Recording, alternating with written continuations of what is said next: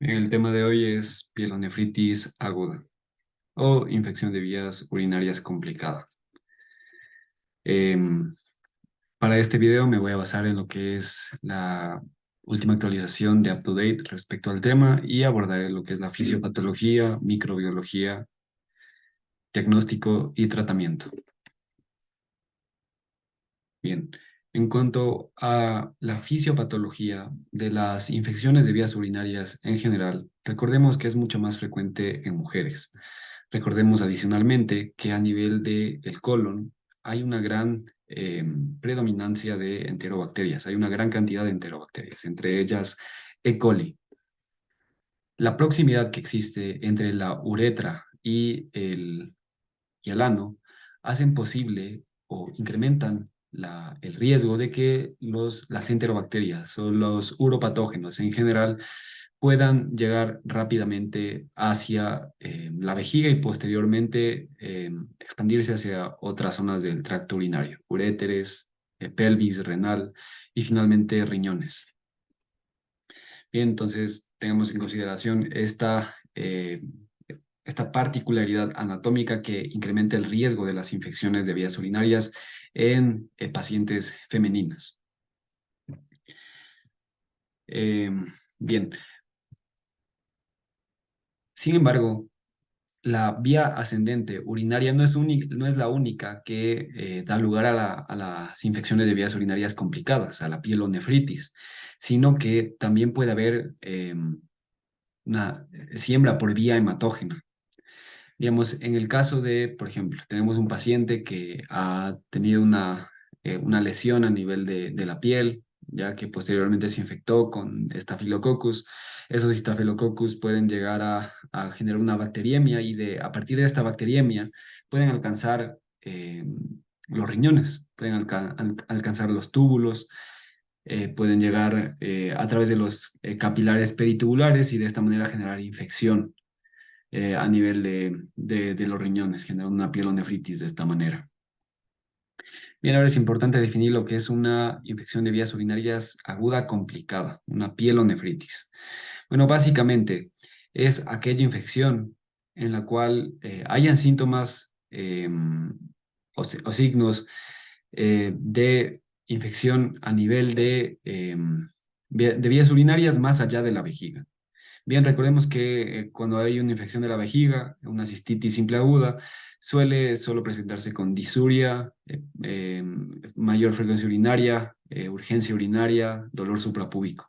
Pero en el caso de una pielonefritis, suele típicamente manifestarse con una fiebre. Suelen haber igual síntomas sistémicos como escalofríos, fatiga, malestar y algunos hallazgos que nos sugieran afectación a nivel de uréteres o afectación a nivel de riñones son dolor en flancos, dolor a la puño-percusión en el ángulo costo-vertebral y, bueno, en pacientes masculinos de igual manera puede haber una prostatitis concomitante, ¿no? Con dolor pélvico, que se manifieste con dolor pélvico o perineal. Pero lo principal es en mujeres, con los síntomas que les mencioné antes. Bien, entonces recuerden, una infección de vías urinarias complicadas es aquella que se sospecha no se limita solo a la vejiga, es decir, que ha pasado ya a los uréteres y a los riñones y se manifiesta por lo general con síntomas sistémicos. Bien, en cuanto a la microbiología, recordemos que la causa más frecuente, ya en la mayoría de los casos de infección de vías urinarias, es la Escherichia coli uropatógena. ¿Por qué? Porque es la más frecuente, puesto que expresa lo que son las fimbrias. La fimbria P. La fimbria P le favorece a la Escherichia coli el adherirse con gran afinidad al urotelio. Es la causa principal por la cual es el patógeno que más infecta las vías urinarias. Otros uropatógenos que incluyen otras enterobacterias como Proteus, Mirabilis, como Klebsiella pneumoniae, también pueden generar pielonefritis, el Staphylococcus saprophyticus, este coagulasa negativo también puede generar. Y en pacientes con estancia hospitalaria e intervenciones urológicas hay un mayor riesgo de que la infección sea por Pseudomonas aeruginosa, por enterococos, por MRSA o por un Staphylococcus sensible a meticilina y también por candidiasis. Ya en el caso de MRSA y de cándida suele ser más por infección, por bacteriemias, asociado a bacteriemias. y en el caso de cándida, una fungemia. Bien, y algunos contaminantes comunes, ya que suelen aparecer en los cultivos, ya que no necesariamente son los causantes de la infección, corresponden al Lactobacillus, a Streptococcus del grupo B, a otros Enterococcus y Staphylococcus coagulasa negativos diferentes al saprofíticos, aunque en algunos casos saprofíticos también puede llegar a contaminar el cultivo. Entre las manifestaciones clínicas, pues bueno, ya lo mencioné antes, algunos. Principalmente tenemos síntomas y signos de pielonefritis, que son dolor en flancos, dolor a la puño percusión en el ángulo costo vertebral durante el examen físico. El dolor en flancos puede ser que la paciente venga con el síntoma de que le duele el abdomen a nivel de los flancos, o también que durante el examen físico se haga palpación y la paciente refiera dolor. Escalofríos, bueno, y estos síntomas acompañados de síntomas sistémicos como fiebre, escalofríos, también pueden presentar náuseas y vómito, y menos frecuente es que el paciente presente un dolor irradiado al epigastrio, ya, pero esto es poco frecuente. Ya, y puede estar o no acompañado de síntomas y signos de cistitis aguda. Ya en pacientes adultos mayores puede que no se manifieste como tal con dolor en flancos o con dolor a la puño percusión en ángulo costo vertebral, sino que se presente con estado mental alterado, con sensación de fatiga o malestar general, o que el paciente presente caídas o más caídas de lo habitual, bien que puedan representar ya o sea, asociarse al estado mental alterado. Ya en estos casos se debe no solo descartar una infección de vías urinarias, también descartar otros focos infecciosos. Ya, especialmente estado mental alterado, vamos a pensar en también una meningitis, ¿no? Una meningoencefalitis. Ya en pacientes con lesión medular, ya qué es lo que vamos a tener en estos pacientes. Recordemos que pueden no expresar dolor, pueden no manifestar dolor, ya, pero se puede manifestar con aumento de la espasticidad, ya a nivel de miembros inferiores, puede presentarse con una disreflexia autonómica, lo cual es esta como que sobreactividad simpática que se manifiesta con hipertensión, cefalea, diaforesis, rubor o enrojecimiento, piloerección y visión borrosa, especialmente en pacientes que presentan estas hipertensiones que llegan al rango de emergencias o urgencias hipertensivas. Bien, y algunas complicaciones asociadas a la infección de vías urinarias superiores o complicadas, pielonefritis, son sepsis, shock séptico, absceso córtico medular, absceso perinéfrico, pielonefritis enfisematosa, especialmente en pacientes diabéticos, y necrosis de las papilas renales. Son algunas complicaciones que pueden llegar a comprometer el manejo de los pacientes. ¿Ya qué es importante para el diagnóstico? Bien, primero sospechamos de nuestra infección de vías urinarias complicada en presencia de los síntomas y signos antes mencionados. Si es que están presentes, bien, entonces realizamos el uroanálisis y el urocultivo para estar mucho más seguros de que ese es el diagnóstico. Ya, pero si estos no están presentes y en su lugar el paciente a lo mejor presenta solo estado mental alterado, especialmente adultos mayores, pues realizamos de igual manera un uroanálisis y un urocultivo cuando no sabemos realmente cuál es el foco infeccioso, y también debemos descartar otras infecciones, ¿no? Descartar una neumonía, una meningitis, entre otras. Bien, ¿cuándo realizamos imágenes? Ya, ¿cuándo está indicado realizar principalmente un ATAC? No está indicado en todos los pacientes, y el objetivo de la imagen es básicamente determinar si es que hay alguna obstrucción urológica, si es que hay una pielonefritis enfisematosa o un absceso córtico medular o perinéfrico que pueda llegar bueno, a representar una infección mucho más complicada, más difícil de tratar y un tratamiento más largo. Ya en estos casos se realiza un ATAC, o sea, para descartar estos. Y ahí está indicado en pacientes severamente enfermos con sepsis o shock, pacientes con sospecha de obstrucción, en pacientes con infección recurrente. Recordemos que una infección recurrente puede asociarse a un absceso, ya puesto que el absceso es más difícil de erradicar que una infección simple, y falta de respuesta a las 48 a 72 horas a la terapia antibiótica, es decir, que el paciente, los síntomas persisten, ¿ya? Y si hay alguna contraindicación para la TAC, para la tomografía, pues se puede optar por una ecografía, aunque suele revelar menos, ¿bien? Eh, ya. Realizamos ya el uroanálisis y el urocultivo en estos casos de sospecha de una pielonefritis. Y ahí si es que obtenemos bacteriuria y piuria positivos, pues bueno, es muy sugestivo del diagnóstico de infección de vías urinarias complicada. Bien, pero recordemos que si es que el paciente presenta una obstrucción, digamos, a nivel del uréter, es posible, bien, es es posible que no encontremos piuria ni bacteriuria en el uroanálisis, puesto que los leucocitos y las bacterias están quedando por encima o proximal al nivel de la obstrucción. Ya, entonces es una posibilidad. Ya, realizamos química sanguínea y biometría hemática, especialmente en pacientes que son hospitalizados, ya no en todos los pacientes. Y el hemocultivo está indicado en pacientes con infección severa o en pacientes que se haya aislado en el urocultivo un Staphylococcus aureus. Staphylococcus aureus es con minúscula. Bueno, ¿por qué?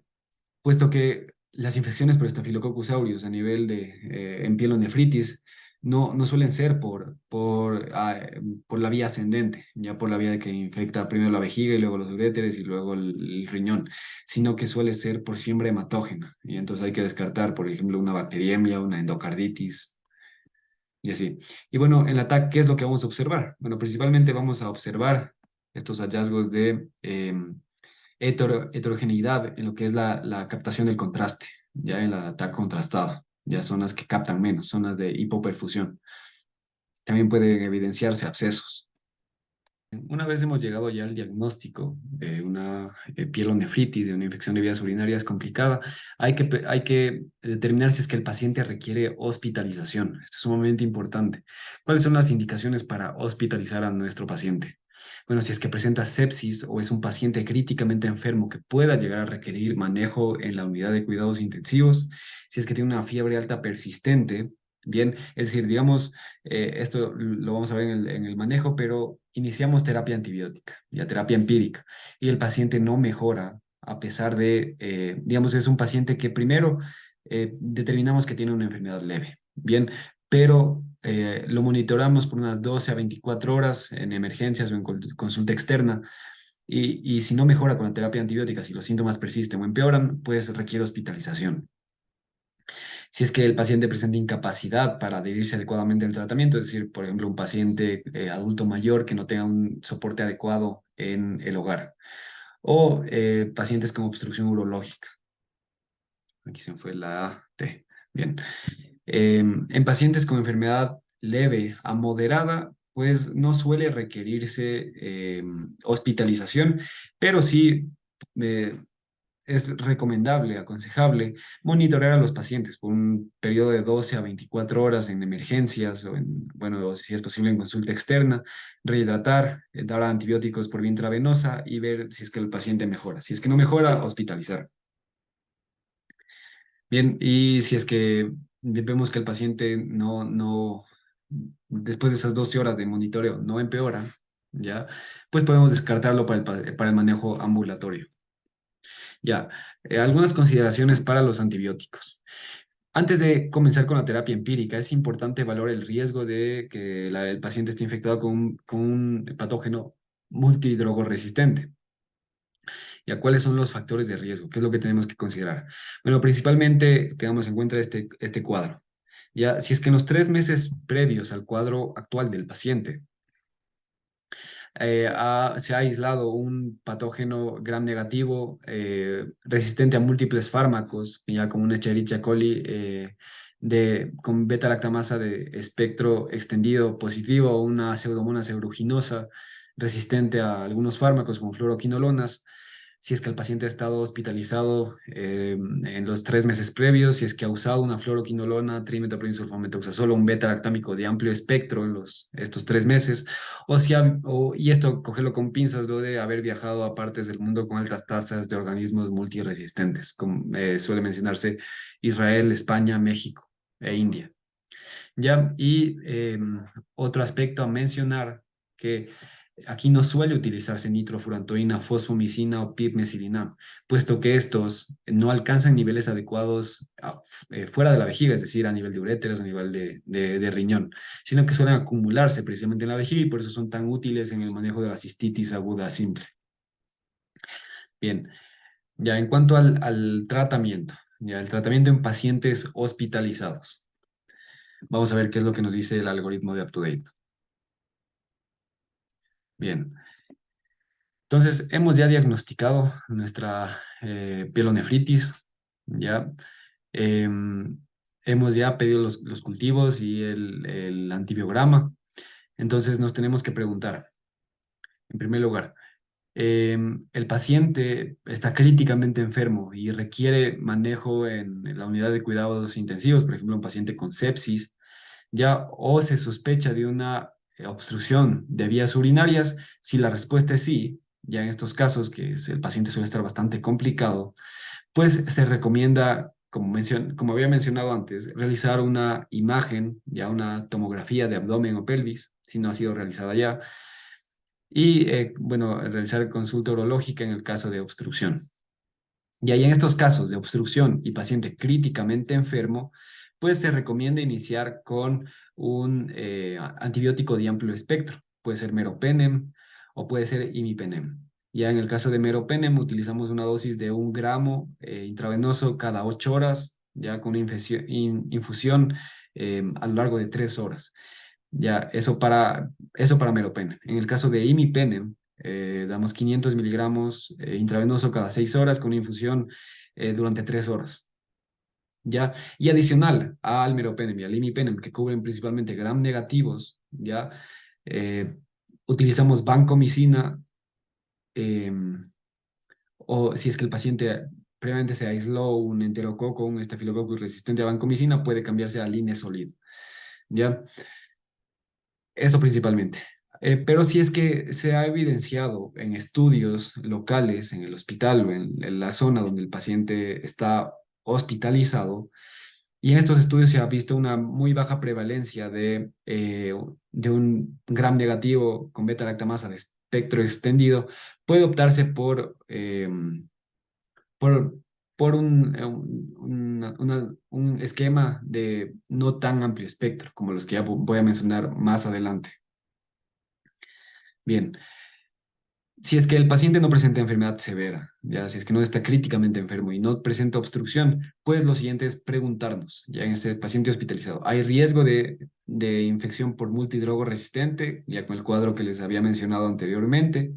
Ya, si la respuesta es que sí, si hay este riesgo, entonces vamos a optar por una cobertura de gram negativos de amplio espectro, como cefepima, ya si es que no hay riesgo de beta-lactamasa de espectro extendido, ya que recuerden, suele comerse a las cefalosporinas. Podemos considerar piperacilina, tazobactam, meropenem, imipenem, en estos casos hospitalizados con riesgo de multidrogo resistente, vamos a cubrirlos con terapia de amplio espectro. Bien, pero si es que no hay riesgo de infección por estos multidrogos resistentes, vamos a optar por un espectro un antibiótico de espectro estándar, como por ejemplo una ceftriaxona, también puede ser piperacilina, tazobactam, ciprofloxacino, levofloxacino, pero el que más suele utilizarse en estos casos es ceftriaxona, 1 gramo intravenoso una vez al día, 7 a 10 días. Bien, y lo siguiente, ya después de haber iniciado la terapia empírica, entonces tenemos que ver a los 2, 3 días que nos salga ya el resultado del urocultivo, ver cuál es el patógeno y a qué antibióticos es sensible o resistente. Y en estos casos se recomienda ya, si es que iniciamos con uno de amplio espectro, pues bajar o desescalar a un antibiótico de más bajo espectro, como por ejemplo pasar de un meropenem a una ceftriaxona, puede ser una opción. Ya, y si es que el paciente va mejorando, ya si es que, digamos, llevamos ya 2 o 3 días con terapia intravenosa y el paciente ha mejorado y el paciente ya presenta un patógeno que no es multidrogo resistente, podemos desescalar a una dosis oral de algún medicamento, ya algún metalactámico bioral. Bien. Y en cuanto a la duración de la terapia antimicrobiana, suele ser de 5 a 10 días, lo típico. Ya, si es que es fluoroquinolonas, si es que se utilizan fluoroquinolonas, suele ser de 5 a 10 días, mientras que si es betalactámicos o trimetoprim sulfametoxazol, de 7 a 10 días. Y ahí en cuanto a las dosis que suelen utilizarse, bueno, ya vimos de los carbapenémicos, ceftriaxona de igual manera.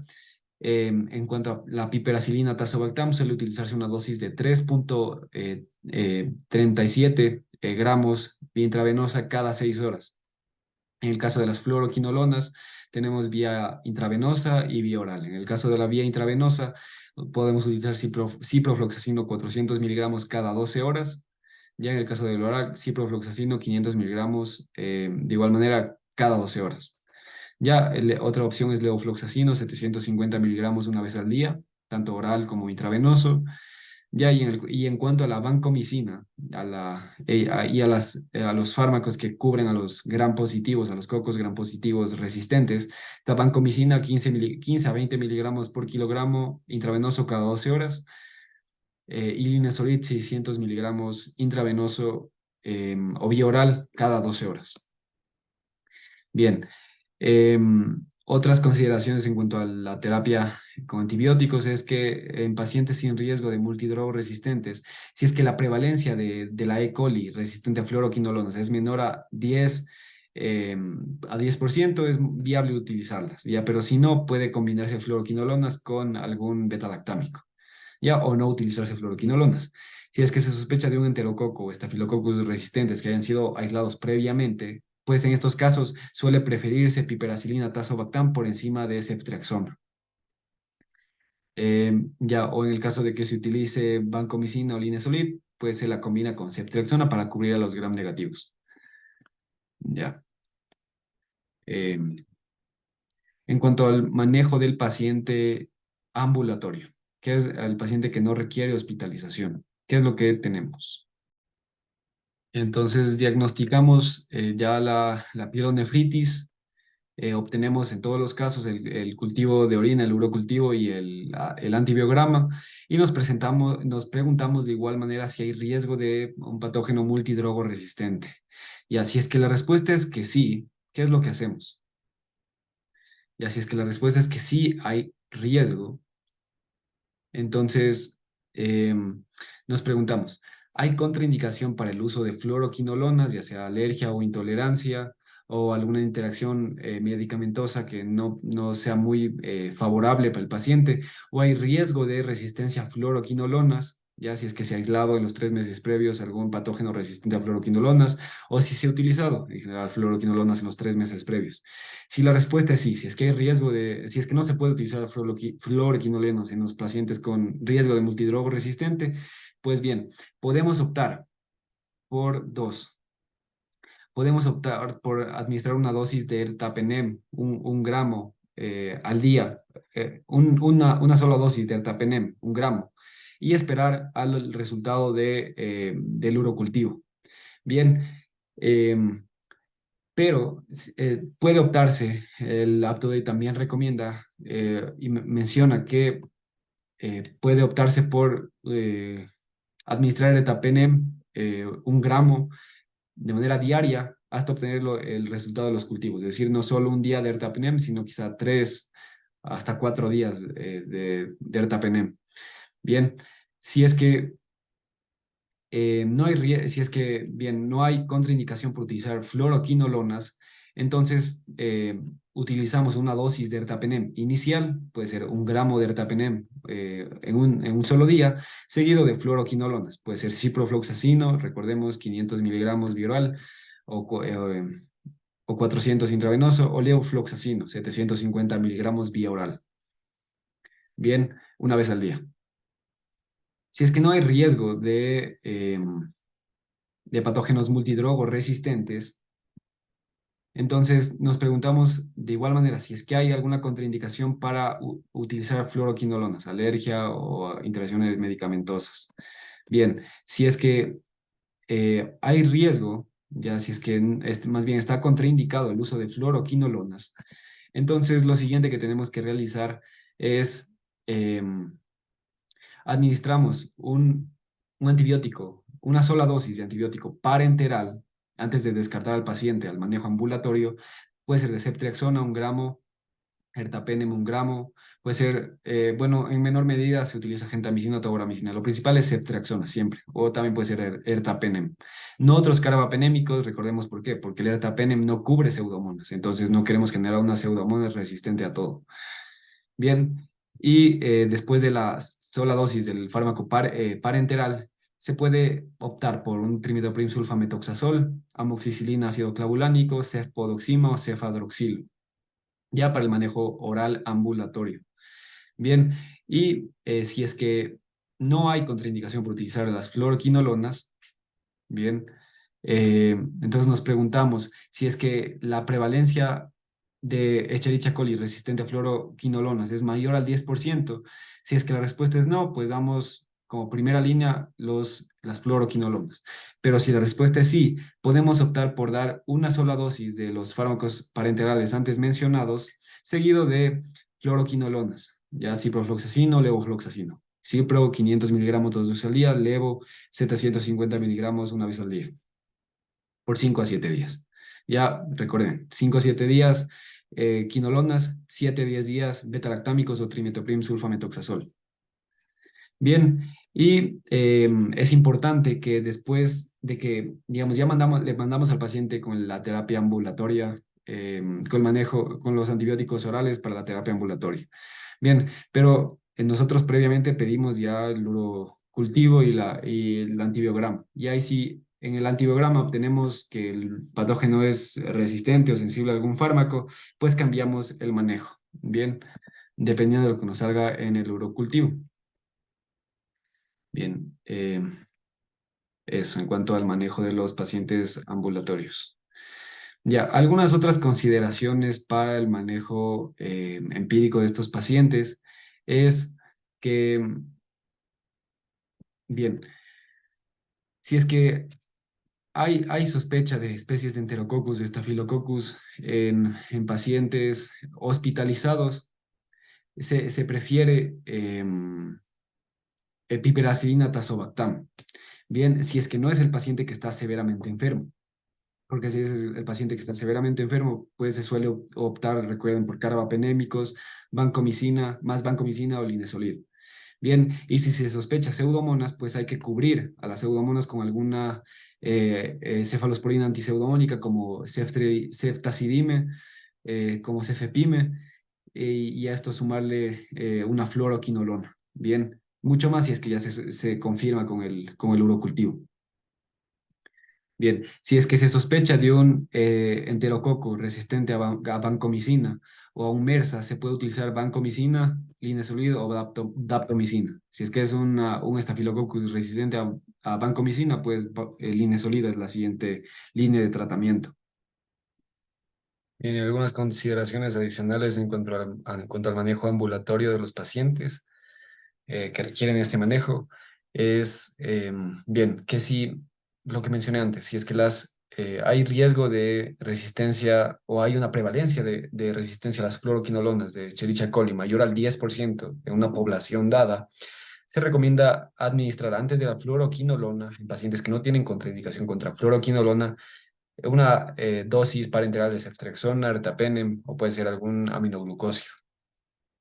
Y en pacientes que tienen enfermedades sistémicas o alguna enfermedad concomitante que pueda complicar el manejo de estos pacientes, lo principal que se recomendaría en estos casos es monitorear al paciente, no descartarlos rápidamente al manejo ambulatorio, sino que observarlos. Bien, y se prefiere en estos casos mantener un agente parenteral hasta obtener los resultados del cultivo. Bien, y si es que el paciente no puede tomar una fluoroquinolona y tiene alto riesgo o tiene alto riesgo de resistencia y tiene riesgo de patógeno multidrogo resistente, pues lo que mencioné, ertapenem 1 gramo intravenoso o intramuscular 1 vez al día hasta obtener los resultados de los cultivos. Ya, en cuanto a la terapia dirigida, ya obtuvimos los resultados del urocultivo, del antibiograma, y si es el caso de enterobacterias susceptibles, bien, bien se puede, si es que el paciente ha mejorado, se puede cambiar a terapia oral, Se puede utilizar de igual manera quinolonas, trimethoprim sulfametoxazol, puede utilizarse betalactámicos, amoxiclavulánicos, cefodoxima o cefadroxil en enterobacterias resistentes, pues en estos casos es un poco complicado, dependiendo si la bacteria expresa beta lactamasa de amplio espectro. Pero en algunos casos se ha visto efectivo la terapia con carbapenémicos o cefalosporinas por ejemplo, cuarta generación, más inhibidores de la beta-lactamasa, como una Vivactam, como terapias efectivas. Si se aísla un enterococo, hay que ver si es susceptible. Si este es el caso, puede utilizarse amoxicilina 500 miligramos 3 veces al día o U 875 miligramos 2 veces al día. Pero si es resistente, utilizamos banco, linezolid o daptomicina. Lo mismo para el Staphylococcus, si es sensible puede utilizarse trimethoprim, cefadroxil, también amoxicilina, y si es resistente, pues vancomicina, linezolid o daptomicina. Y en cuanto a la duración y seguimiento de los pacientes que, bueno, se diagnosticaron con pielonefritis, si es que el cuadro del paciente mejora dentro de las 48 72 horas, pues dejamos con la terapia la duración estándar de la terapia, sea con fluoroquinolona 5 a 7 días o betalactámico 7 a 10 días. Si es que no mejora dentro de ese lapso de tiempo, hay que evaluar complicaciones infecciosas como abscesos, como también la presencia de obstrucciones, alteraciones urológicas, ya, y para estos casos se les recomienda realizar imagen, ya, y en pacientes, en general, pacientes con obstrucción o con alteraciones urológicas, se puede optar por cursos más largos de antibióticos, de hasta 2 semanas. Bien, y en los pacientes que son manejados de manera ambulatoria, deben volver a ser vistos, es decir, deben volver ahí a la consulta externa o a la emergencia 48 a 72 horas después del inicio de los fármacos. ¿Ya? Y en pacientes que presentaron hematuria en el uroanálisis, ya hay que volver a realizar el uroanálisis semanas después, con el objetivo de descartar que esta hematuria haya cesado junto con la infección y que no sea por otra causa, sea malignidad, sea alguna glomerulopatía o alguna otra enfermedad como un síndrome de Alport. Y esto sería todo en lo que corresponde a la guía de pielonefritis.